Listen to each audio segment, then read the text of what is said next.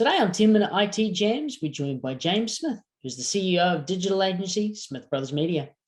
James joins us today to discuss the Great Resignation and the impact it has for businesses like theirs and also their clients and suppliers. Thanks for coming along, James, and welcome to the Jam. No problem. Thank you very much for having me.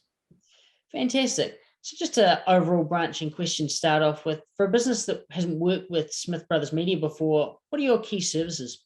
It's a good question. We have all the hallmarks of being a marketing agency or a full service agency, but at the end of the day, it's really quite simple. We've got three key areas: growth, technology, and creative. But in terms of those services, it really is wide ranging. So everything from your digital marketing specialists right through to creative specialists, video, everything you can possibly imagine. So it really is awesome to have such a range of people, meaning that we can offer that true strategic growth sort of planning for clients we work with. Awesome. And in terms of like recent innovations and things you guys have been working on, what have they been? Yeah, it's a really good question. We obviously over the last 2 years, there's been a lot of change, as we all know. And I think when I get asked the question, what innovation are you doing at the moment in the digital world? It's always a difficult one to answer. And it's not always the things that would seem so obvious in terms of the products or services that we offer, but it's more the way in which we provide those to ourselves. And what I mean by that is how we collaborate, how we work together.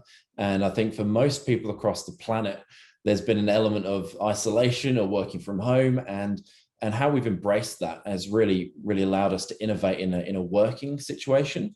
So I'm a big fan of the word digital working environment rather than flexible working. And that's one of the things we've really pushed at SBM, is really pushing on what we describe digital working environments. And that really means that you can work in that fashion wherever you are, whether you're in the office, whether you're at home, whether you're on holiday. And it means that we can be far more flexible in the way we work, but we can actually then all deliver on the same platform and same understanding. I think one of the challenges that I've seen in a lot of businesses, they've gone straight into trying to do this sort of thing, is there's been a lot of disconnect from the people who are in the office, the people who aren't in the office. So trying to provide an environment and innovate in that sense has really helped us kind of get through COVID, and now coming out of it the other end in a new working environment.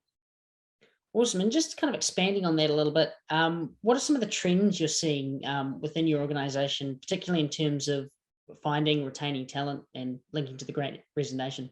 Yeah, I mean, we wrote a piece on the Great Resignation. I'm a believer that the Great Resignation itself is a little bit of media hype, let's be honest. One of the key things that we found, and looking back at the last 2 years, yes, right now it's difficult. A lot of businesses are finding staff are being poached or they're leaving. They're wanting a change of scenery, and they feel like they can control their lives a little bit better now COVID is gone. But if we actually look beyond the moment right now of this so-called Great Resignation, we look at the last 2 years, there actually hasn't been that much movement compared to what it normally is. So actually we've retained a lot of people, a lot of staff, and that's been the same across the entire industry. And really what we're seeing is just a culmination of that pent-up desire to change happening in a short period of time.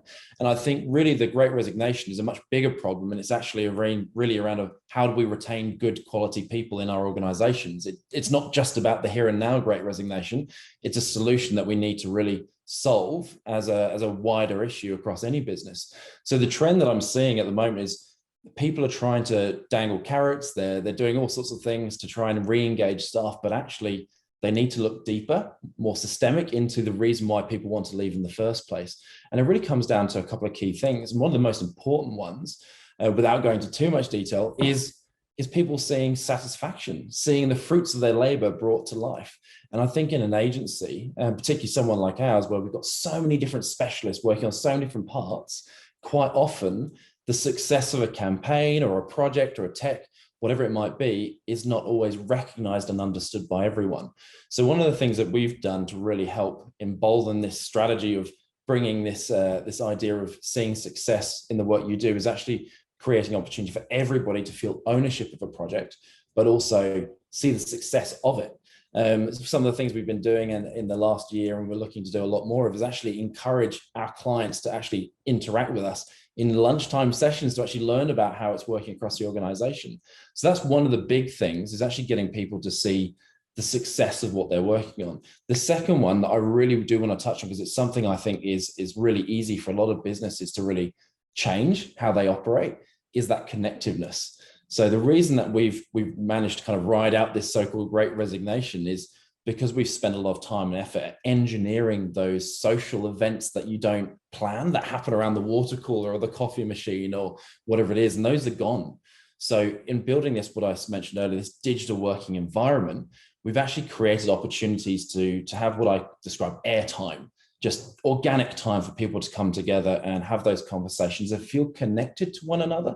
Because let's be honest, when you're sitting at the computer, you're working every day, and you change your job, and then the next day you're working for someone else and you're still in front of the computer just doing your job, you don't feel much of a consequence in terms of the people you're letting down or the projects you're losing out on. So building that connectivity between people in a digital way is extremely important. So I encourage everyone to create airtime amongst their teams, organic time for people just to connect with one another. But yeah, that's probably one of the biggest trends, Mitchell, that I've noticed. Sure.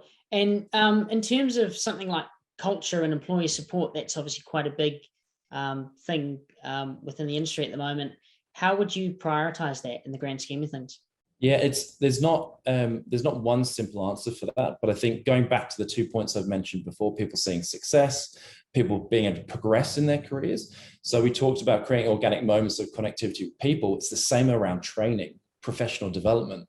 So quite often, if you look at how people learn, or you survey anyone and you ask, well, how did you learn the top 3 skills that you've learned over the last 5 years? It's usually because they've been mentored or they've sat next to someone or somewhere in their team, and it's been very organic and it's almost learning by osmosis. That doesn't happen very well online, and we're still learning how to do that better. So one of the things for us is prioritizing that opportunity to understand where people's gaps are, so where their current competency level is, but also making sure we understand where it should be, but equally what they want to learn. So one of the things we're doing at the moment, we just completed, is a full competency skills matrix across the entire organization to really understand that gap analysis, but really then give people the opportunity to really choose the areas that they want to grow professionally into. But I think that's something a lot of businesses are going to start finding over the next year or two. How do we create good training environments in a digital world? Fantastic. And just to kind of finish off, should a business encourage flexible working for employees, and why should they? Yes and no. Don't call it flexible, call it digital working. At the end of the day, if a job can be done remotely, then it should be done remotely, and it can be done remotely. I think, yes, it should be encouraged. I think there should be an element of understanding that you've got to create a similar environment for people who are working in the office and at home. Because if they're on 2 different playing fields, it's going to feel like they're on 2 different teams. So I think that's one of the most important things. Yes, flexible, but let's have some continuity around how we work digitally.